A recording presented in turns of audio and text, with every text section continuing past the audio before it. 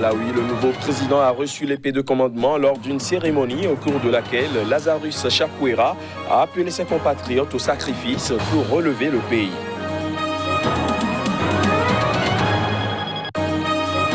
Au Mozambique, des hommes armés ont tué 8 ouvriers d'une entreprise privée de BTP.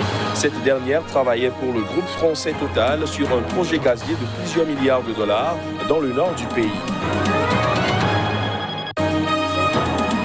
Et puis en RDC, 11 personnes, dont 4 militaires et 3 policiers, ont été tués ce week-end en Ituri. L'incident est survenu lors d'une embuscade tendue par des assaillants de la Codeco. Des réactions dans cette édition. Voilà pour les titres. Bonsoir à tous. Au Malawi, le nouveau président a reçu l'épée de commandement lors d'une cérémonie d'investiture réduite à la portion congrue pour cause de coronavirus. Au cours de cette cérémonie, Lazarus Chakwera a appelé ses compatriotes au sacrifice afin de relever le pays. Voici les images. Initialement prévu lundi dans un stade de Lilongwe, capitale du Malawi, pour coïncider avec le 56e anniversaire de l'indépendance du pays, cette cérémonie d'investiture a été simplifiée en raison de la progression de la pandémie de Covid-19. Notifions au passage que le dernier bilan officiel fait état de 1742 cas de contamination, dont 19 mortels. Chef de l'opposition, Lazarus Chakwera, un ancien pasteur évangéliste de 65 ans, a remporté l'élection du 23 juin avec 58,57% des suffrages. Il a de loin devancé le président sortant, Peter Mutharika, au pouvoir depuis 2014. Ce scrutin a été organisé après l'annulation pour cause de fraude de la réélection de Mutharika en 2019. Tout au long de sa campagne, le nouveau chef de l'État a dénoncé la faillite économique et la corruption du gouvernement de son prédécesseur. Il s'est ainsi lui-même engagé à publier chaque année une déclaration de patrimoine et à répondre à ses actes devant le Parlement. Ce lundi, devant une cinquantaine d'invités à peine, il a martelé qu'avant de commencer la reconstruction, il va falloir nettoyer les ruines de la corruption, de la paresse, de la dépendance envers les donateurs, du manque de professionnalisme ou de l'incompétence. Quelques heures après sa rencontre avec le dirigeant malien Ibrahim Boubacar Keïta dimanche, le mouvement de contestation a réaffirmé plus que jamais sa détermination à obtenir par les voies légales et légitimes la démission pure et simple du chef de l'État. Il avait pourtant le 1er juillet indiqué ne plus faire de la démission du président un préalable au dialogue. Pour dénouer la crise politique qui secoue son pays, le président malien Ibrahim Boubacar Keïta a rencontré ce dimanche à Bamako une délégation de l'opposition regroupée au sein du mouvement du 5 juin, Rassemblement des forces patriotiques. Pour le président malien, la rencontre en soi est une victoire pour le Mali. Le communiqué officiel diffusé à l'issue de la réunion poursuit qu'au cours de l'entrevue, le chef de l'État a réitéré à ses hôtes sa volonté de les voir représentés au sein du futur gouvernement d'union nationale.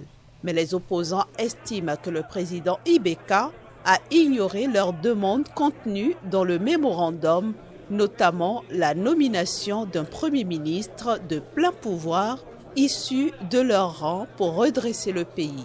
L'opposition durcit même le ton en exigeant à nouveau la démission du chef de l'État, alors que cette revendication ne figurait plus dans leurs revendications et n'était plus présente dans le mémorandum. Le mouvement n'a en outre pas apprécié que le président Keïta les renvoyait à des discussions avec les partis de la majorité présidentielle qui, selon lui, ne disposent d'aucun pouvoir.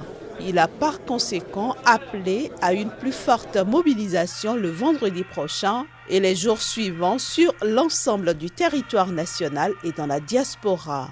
Depuis juin, le mouvement du 5 juin, Rassemblement des forces patriotiques, a fait descendre dans les rues de la capitale des dizaines de milliers de personnes opposées au pouvoir en place.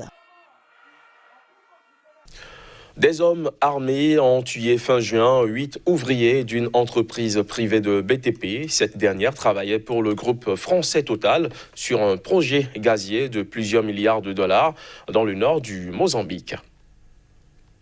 Le samedi 27 juin, un véhicule appartenant à Phoenix Construction a été attaqué par 5 rebelles à environ 4 km au nord de Mocimboa da Praia, dans la province de Cabo Delgado, a précisé dans un communiqué Phoenix Construction Service LDA, un sous-traitant du géant pétrolier français Total. Les 5 agresseurs portaient des uniformes similaires à ceux des forces gouvernementales. 3 des 14 occupants du véhicule attaqué ont survécu et 3 sont portés disparus. L'attaque est survenue à une 50aine de kilomètres du site de Total LNG à Palma. Le même jour, des militants islamistes ont attaqué et occupé temporairement la petite ville de Mocimboa da Praia pour la 2e fois cette année, provoquant un exode massif des habitants de la ville. Le nord du Mozambique est le théâtre depuis 2017 d'une insurrection djihadiste qui a fait 1 millier de morts et entravé le développement de l'exploitation de ces réserves de gaz offshore. Les attaques d'ouvriers travaillant sur les projets de développement de gaz naturel liquéfié avaient pourtant été rares jusqu'à présent. Les attaques dans cette région ont déjà fait au moins 1300 morts selon une ONG implantée dans le pays. Pour rappel, en mai, l'ONU a estimé le nombre de déplacés dus aux attaques à au moins 210 000. En dépit des troubles dans la région, Total a affirmé qu'il irait de l'avant avec son projet gazier de 23 milliards de dollars. En République démocratique du Congo, 11 personnes, dont 4 militaires et 3 policiers, ont été tués ce week-end en Ituri. L'incident est survenu lors d'une embuscade tendue par les assaillants de la secte ethnico-mystique coopérative pour le développement du Congo, Codeco. Voici des réactions de proches et du gouverneur de l'Ituri. Nous, la population de l'Ituri, nous rappelons au président de la République que l'Ituri a besoin de la paix. La paix qui ne viendra que du gouvernement central. Et si ça ne vient pas, le reste c'est Dieu qui connaît. Nous continuons et nous continuerons à les rappeler. Nous déplorons à ce jour l'attaque sur des véhicules qui transportaient l'ATA de Djougou, qui transportait un honorable député provincial, un comptable, des policiers et des civils qui ont été sauvagement massacrés. L'armée est là, l'armée n'a pas baissé les bras. Nous avons toujours cette option de notre armée, bien que ces gens utilisent toutes les méthodes non usuelles pour pouvoir s'attaquer à nos forces armées et à la paisible population. La pandémie de Covid-19 fait fureur en Ouganda qui compte plus de 2100 cas. Le gouvernement ougandais se prépare à un éventuel afflux de patients. Dans le stade national de Kampala, les autorités aménagent un hôpital de campagne capable de traiter 1200 patients présentant des symptômes légers. Reportage. Le président ougandais Yoweri Museveni a déclaré que le pays préparait un hôpital de campagne de 40 000 lits au stade Nambolé, dans la capitale, Kampala. Ce centre est destiné aux patients atteints de coronavirus. Le président a déclaré que le ministère de la Santé avait initialement prévu une installation de 9 000 lits, mais qu'il avait donné l'ordre d'augmenter la capacité.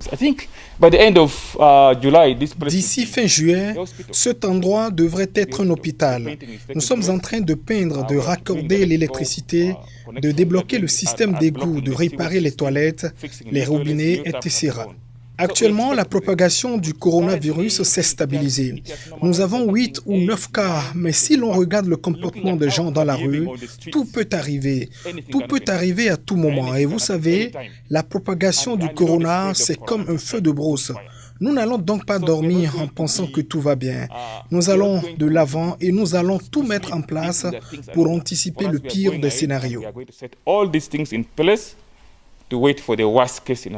L'Ouganda a jusqu'à présent enregistré 657 cas de Covid-19. Le chef de l'État a déclaré que le pays avait réussi à prévenir les décès liés au coronavirus, mais a averti que l'augmentation du nombre de cas pourrait entraîner des décès. Le président a critiqué certaines personnes pour ne pas avoir respecté la réglementation sur la distance sociale en assistant aux enterrements et aux mariages. Il a déclaré que pour arrêter la transmission du virus au sein de la communauté, les gens devaient être plus prudents et rester chez eux s'ils n'avaient rien d'important à faire. Par ailleurs, les Ougandais se rendront aux urnes en janvier 2021 pour élire un président et des députés, mais la commission électorale a exprimé son inquiétude quant au rassemblement de masse lors des meetings qui pourraient voir une recrudescence des cas de coronavirus. Hors du continent africain, Joshua Wong, figure de pro du mouvement pro-démocratie à Hong Kong, a exhorté le monde à être solidaire des Hongkongais. Un appel lancé après l'entrée en vigueur de la loi controversée imposée par Pékin sur la sécurité nationale. Reportage. Les autorités de Pékin ont adopté une loi criminalisant notamment le fait d'appeler à l'indépendance ou une grande autonomie de Hong Kong la semaine dernière, après des mois d'instabilité dans le territoire. Elle vise à réprimer la subversion, la sécession, le terrorisme et la collusion avec les forces étrangères. Depuis lors, un climat de crainte s'est abattu sur la ville. Le jeune militant pro-démocratie s'est exprimé avant sa comparution mardi devant un tribunal hongkongais pour sa participation au mouvement qui a secoué le territoire l'an dernier. Avec le risque pour notre sécurité personnelle, avec la menace d'une condamnation à vie, on pourrait être inquiet et aussi être ciblé par Pékin. Mais on encourage aussi la communauté internationale à faire entendre notre voix dans le monde. Lorsqu'on aura la possibilité, on espère toujours faire savoir au monde que le moment est venu de soutenir Hong Kong et que les Hongkongais doivent maintenant continuer sur notre lancée. Le week-end prochain, c'est donc l'élection primaire dans le camp pro-démocratique. Je souhaite que plus de 100 000 Hongkongais puissent venir voter. Les primaires ne concernent pas la qualité des candidats ou les détails du programme politique. Il s'agit de savoir comment on peut obtenir le mandat du peuple pour montrer notre mécontentement à l'égard de Pékin. Pékin espère toujours me causer des ennuis, que la loi soit adoptée ou non. J'ai donc maintenant davantage confiance dans les militants de Hong Kong à l'étranger qui continueront à rencontrer des politiciens étrangers et c'est leur devoir de poursuivre la lutte au niveau mondial. Lors de sa comparution devant le tribunal mardi, Joshua Wong ne s'est pas laissé intimider. Pékin a été particulièrement excédé quand, avec d'autres activistes, il a rencontré des représentants politiques occidentaux et soutenu les sanctions prises en réponse au renforcement. La loi sur la sécurité nationale imposée le 30 juin par le régime chinois. Fin de cette édition. Merci de l'avoir suivi.